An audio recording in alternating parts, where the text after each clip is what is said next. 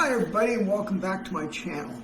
The main point I really want to keep emphasizing of what I'm doing here is give our middle-class Americans an opportunity to see what's happening in their lives and be aware of this.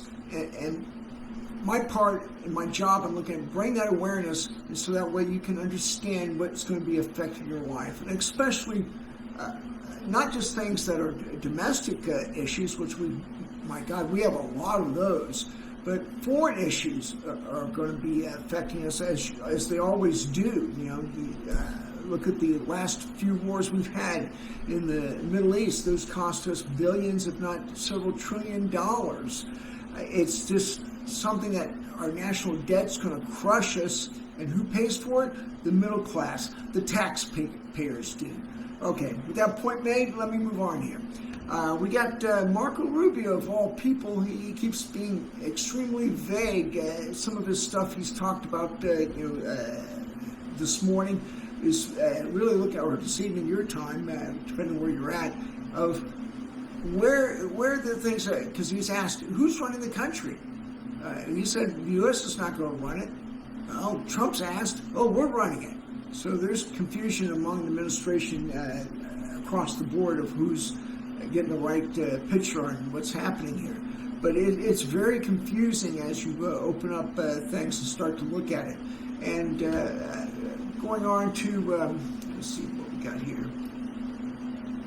We got to look at other things that are affecting the whole scenario here with Venezuela being kind of put in turmoil.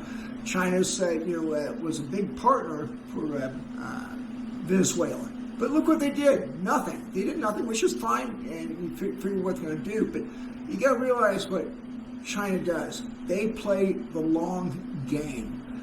They don't just do knee-jerk reactions like Americans do and just jump into anything they see to get their hands on it. They stay back and look at it like a crouching tiger. And looking at with China, China's called the United States to release Venezuela President Nicolas Maduro after the United States carried out massive military strikes in the capital of Caracas and other regions. And they say, of course, abducted the leader. Well, okay, that's a matter of opinion. Beijing on Sunday insisted the safety of Maduro and his wife would be a priority, in calling the U.S. to stop toppling the government of Venezuela, calling the attacks a clear violation of international law. Well, you got to look at what China's is going to want to do. They're shaping operations on Taiwan and use this as a potential playbook.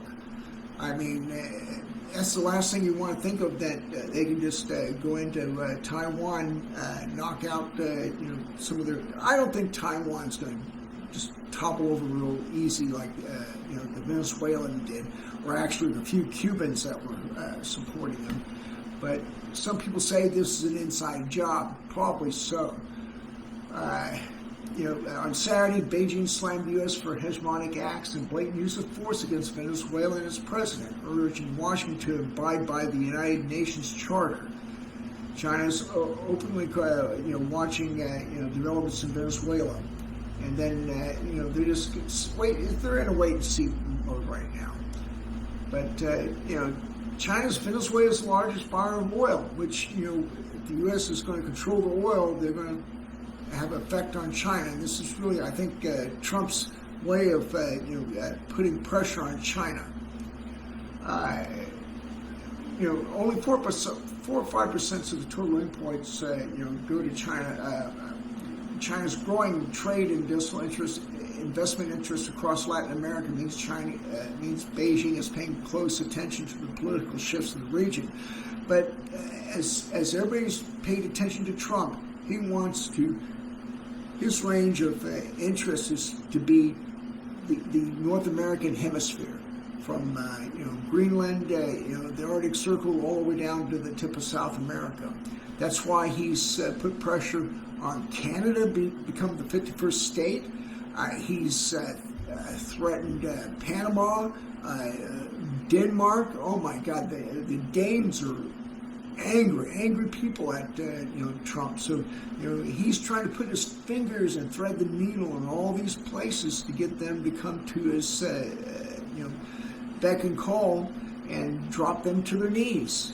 So they're watching this, and you got to look at Mexico's playing this really quiet because there's a lot of talk in the news there that Mexico might be the next target.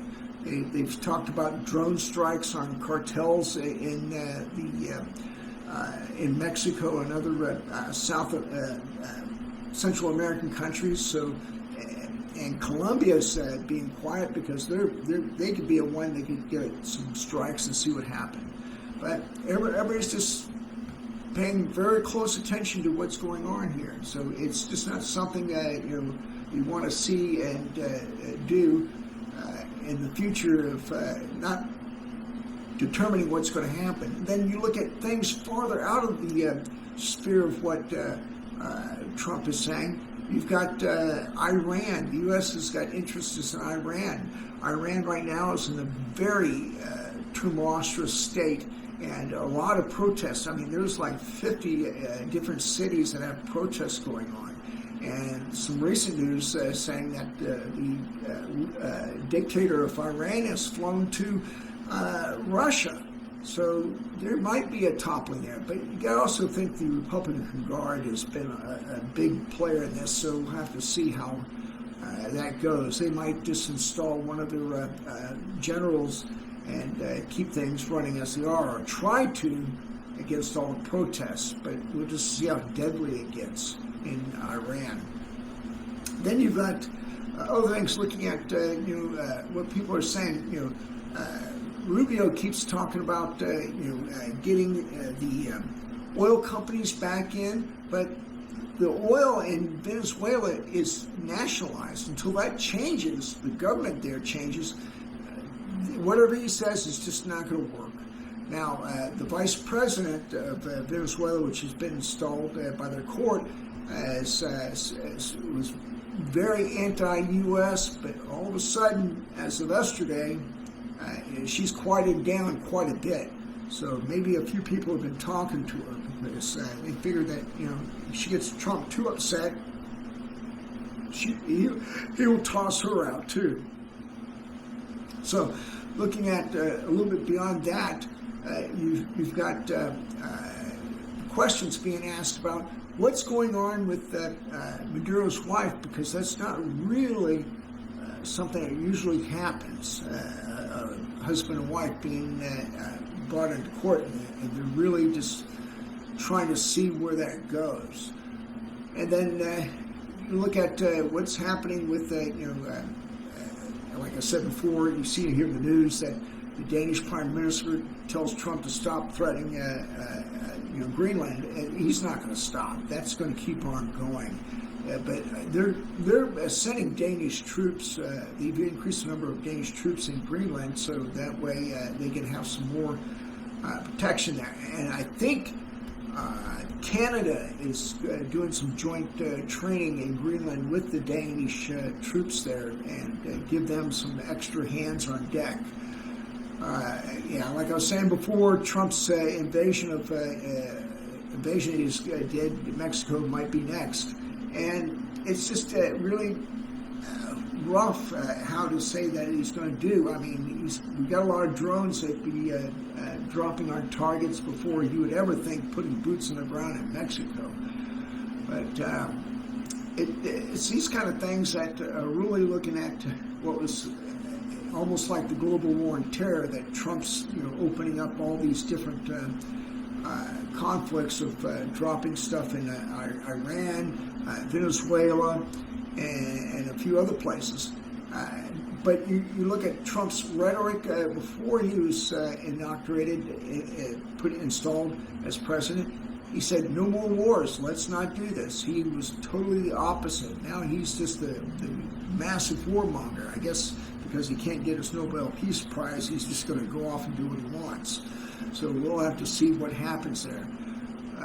The other part, looking at Rubio vows to eliminate Hezbollah, Iran operations from Venezuela after Maduro capture. Now this is going to be interesting. They're going to need, if if I understand what they have, it's hard to tell what Hezbollah has gotten in place in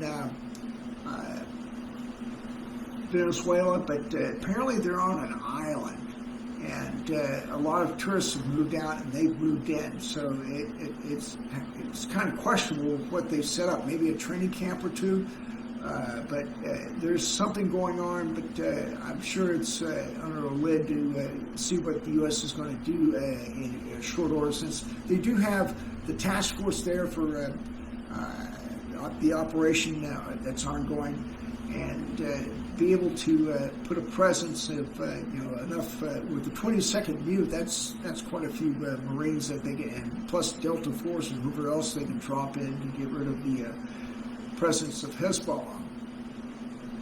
But Hezbollah has been there since the 1980s, and then one of the things they really want to do is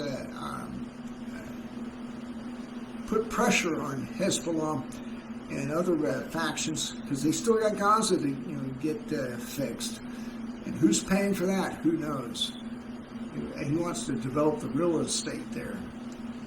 And then other things you look at is that the U.S. And China have had a lot of clashes, but this is looking at what's going to happen on Taiwan. Taiwan is looking very tensely at this scenario within Venezuela and saying, okay, how's that apply to me?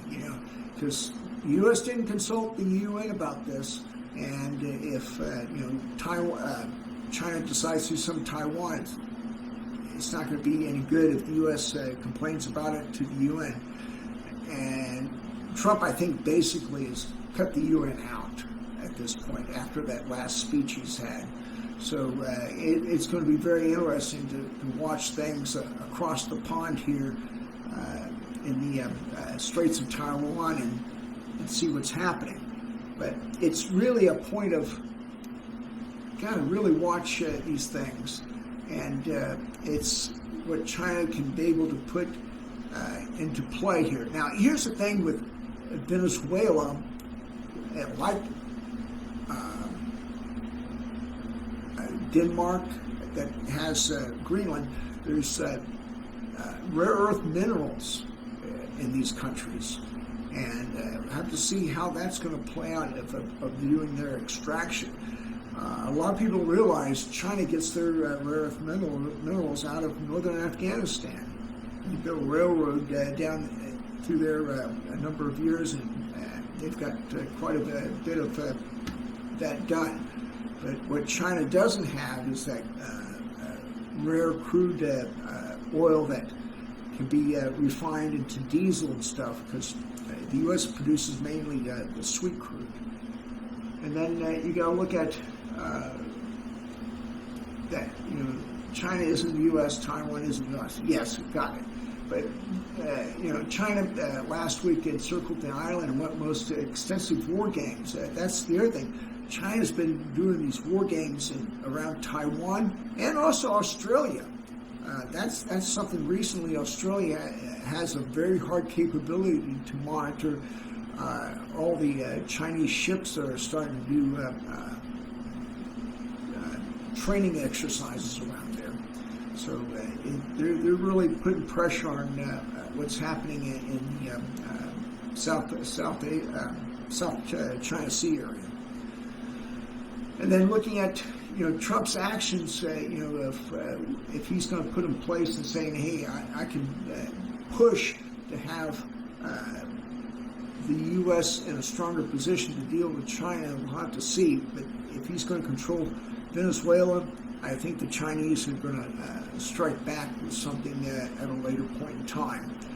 But in any case, everybody, I really hope to be able to keep you interested in what I'm finding here and the topics that affect our American middle class. That's what I am for here.